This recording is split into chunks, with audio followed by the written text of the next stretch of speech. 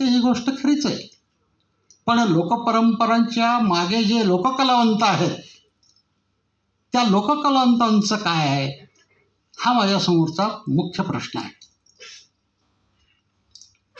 गोळे सरांनी सांगितलं त्याप्रमाणे काही लोककला ह्या मंदिराच्या आश्रयाने होत असतात, काही लोककला अंगणात होत असतात आणि काही लोककला मैदानात सादर होत असतात. मंदिराच्या आश्रयाने ज्या लोककला सादर केल्या जातात ह्या लोककला सादर करणाऱ्या कोण आहेत? भाविणे आहेत, मुरळ्या आहेत, देवदासी आहेत,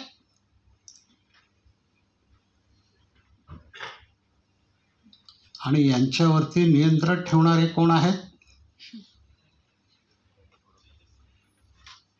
मंदिराचे पुजारी आहेत, गावातले धनधंडगे आहेत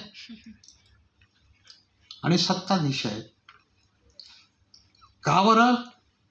आणि ह्या सगळ्या गोष्टी बिनबोभाटपणे चालू राहाव्यात, कारण ह्या आपल्या परंपरेतल्या वैभवाच्या गोष्टी आहेत, महत्त्वाच्या गोष्टी आहेत.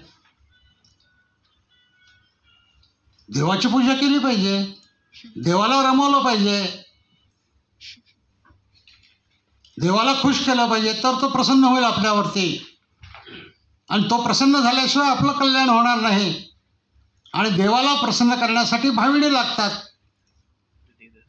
देवाला प्रसन्न करण्यासाठी देवदासी लागतात, देवाला प्रसन्न करण्यासाठी मुरळ्या लागतात.